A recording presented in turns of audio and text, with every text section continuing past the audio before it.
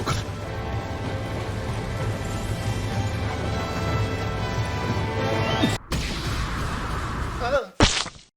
Salut les guénines, c'est Loïc. Vous savez, dans les mangas, il y a des moments comme ça qui sont satisfaisants. Tu les regardes et tu te sens bien. En général, c'est ce que t'attendais depuis déjà un bon moment, alors quand ça arrive, franchement, t'es refait. Donc dans cette vidéo, on va se revoir 5 moments super satisfaisants des mangas, parce qu'on a beau les revoir et les revoir encore, on s'en lasse jamais. Ces moments, ils sont incroyables.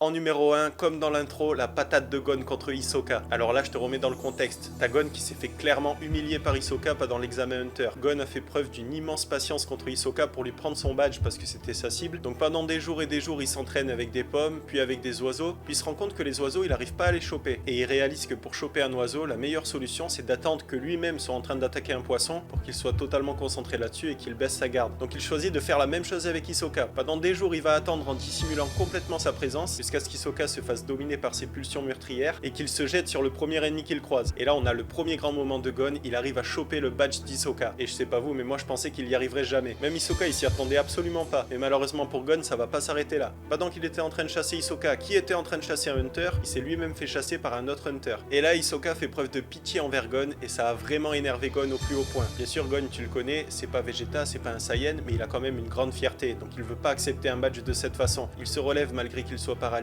Et là il se prend une énorme patate d'Hisoka qui l'envoie à 15 mètres. Et Hisoka lui dit cette phrase merveilleuse: Je reprendrai mon badge quand tu seras capable de m'envoyer au tapis comme je viens de le faire avec toi. Et cette phrase, elle est restée dans le cerveau de Gon. Pendant des jours et des jours, il était pas bien à cause de cet événement. Et pour notre plus grand bonheur, dans l'arc de la Tour Céleste, il va pouvoir prendre sa revanche contre Hisoka. Il utilise une des dalles du terrain pour pouvoir dissimuler sa présence et envoyer une énorme patate à Hisoka.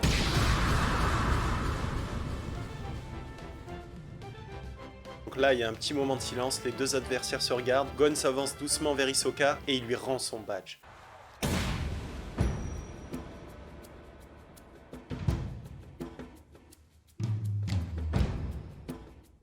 Un deuxième grand moment, c'est quand Kirito embrasse Asuna dans Sword Art Online. Alors tu sais, en général, dans les mangas, dans les animés, même dans les dessins animés de manière générale, le héros est un peu stupide et il se rend jamais compte que la meuf est à fond sur lui. Alors soit il ne se passe jamais rien entre les deux personnages, et c'est le cas de 80% des mangas, soit on va devoir attendre le dernier des épisodes pour qu'il se passe un truc. Bah là non, franchement j'ai été agréablement surpris, et je pense que vous aussi, quand on a vu Kirito porter son courage à deux mains pour embrasser Asuna. Surtout que c'était le début du manga, moi je pensais que ça allait mettre encore des épisodes et des épisodes avant qu'il se passe un truc. Mais en fait non, Kirito, ce beau gosse, déjà il sauve la vie d'Asuna, il se fait couper un bras pour elle, et je pense que c'est ça qui lui a donné du courage. Il s'est dit qu'il pouvait mourir à tout moment, et donc autant l'embrasser tout de suite. Bon après par contre c'est parti beaucoup trop loin entre les deux personnages, donc voilà, tu sais ce que j'en pense de cette partie là, j'ai pas trop kiffé. C'est pas parce qu'on est frustré quand il se passe rien entre les deux personnages qu'on a forcément envie de voir leur vie de famille. On enchaîne avec Kagami contre Aomine. Alors Aomine, pour moi c'est le personnage le plus fort de la génération miracle. Le mec il a aucun point faible alors qu'il s'entraîne jamais. Imagine s'il s'entraînait le mec, ce serait un fou furieux. Donc après un premier combat contre Seirin très humiliant, on s'attendait à ce qu'il remonte au score, qu'il se passe quelque chose, mais en fait non, l'écart s'est creusé jusqu'au bout et ils se sont fait rouster. Donc après ça on se dit que l'écart il est trop grand entre eux et que quoi qu'ils fassent ils pourront jamais le combler. Mais en fait si, pendant la Winter Cup, le premier match du tour c'est la revanche, Kagami finit par rentrer dans la zone et là ils s'échangent coup pour coup. Il n'y a plus aucun autre joueur sur le terrain, il n'y a plus que eux deux. Et après plusieurs minutes de rapport de force super intense, du suspense, c'est le moment de marquer le dernier point pour pouvoir gagner. Et dans un dernier rapport de force, un petit flashback d'Aomine pour nous montrer qu'il aurait pas dû sous-estimer ses adversaires, Kagami l'emporte et il marque le dunk de la victoire.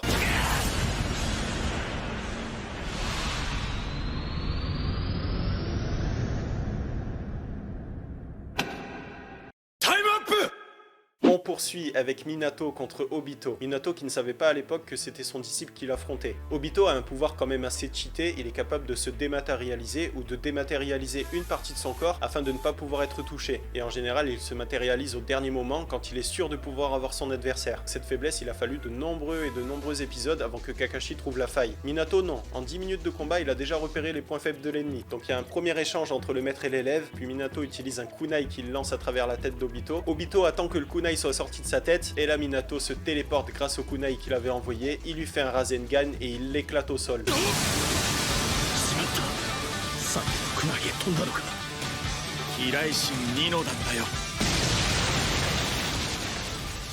Donc déjà ce moment il est incroyable, mais ça s'arrête pas là. Alors qu'il est encore en train de faire son Rasengan, il arrive à marquer Obito et quelques secondes plus tard, Obito se fait encore une fois surprendre par son propre sensei et comme tous les autres il s'est fait avoir.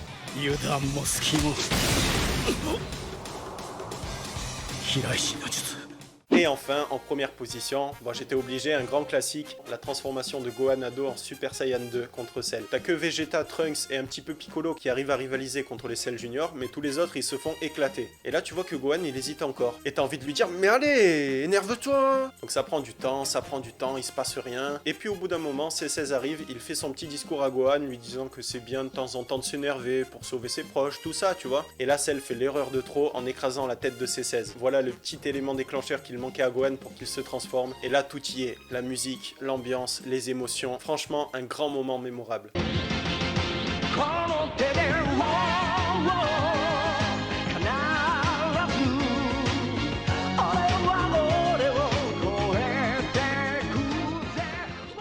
Donc voilà pour cette vidéo, j'espère qu'elle vous a plu. Si c'est le cas et que vous voulez me soutenir comme d'hab, pensez à la liker et à vous abonner.